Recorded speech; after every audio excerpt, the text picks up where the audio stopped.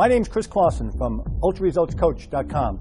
Today I'd like to discuss with you the relationship between your beliefs and your performance.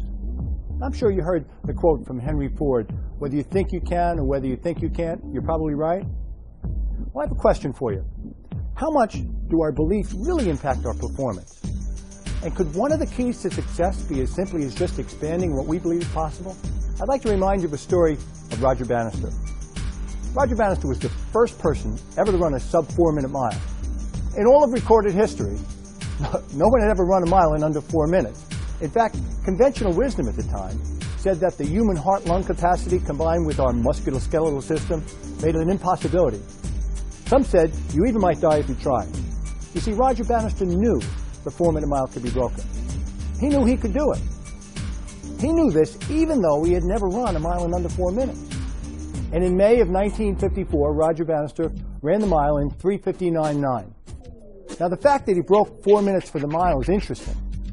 What happened next is amazing. Just 6 weeks later, an Australian runner broke Bannister's record. Within a year, more than 20 people had run sub 4-minute miles, and since then, thousands of people have done it. And today, it's not uncommon for high school athletes to run a mile in under 4 minutes. But what changed? Was Roger Bannister wearing a new pair of Super Nike running shoes? Was there a breakthrough in sports nutrition in 1954?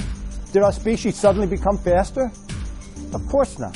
The only difference was an expanded belief system that Roger Bannister and all the runners who subsequently broke the 4-minute mile had before they started their race. They believed they could achieve at this higher level, and they did.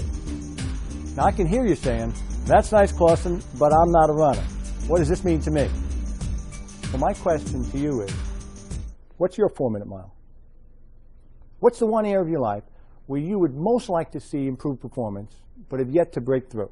Come on, just don't sit there. Think about the one area where you'd really like to see a change. Is it finance?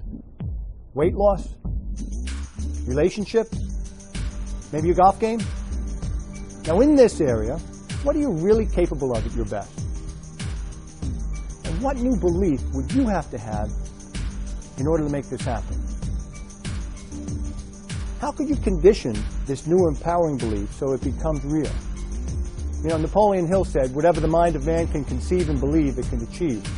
But we all have obvious limitations. I mean, it's highly unlikely that I'm ever going to be starting shortstop for the New York Yankees. But most limitations people have are self-imposed limiting beliefs. If you want a different result, you're going to have to do something different. Why not start with something that costs nothing but could give you just about everything? And that's a new way of thinking.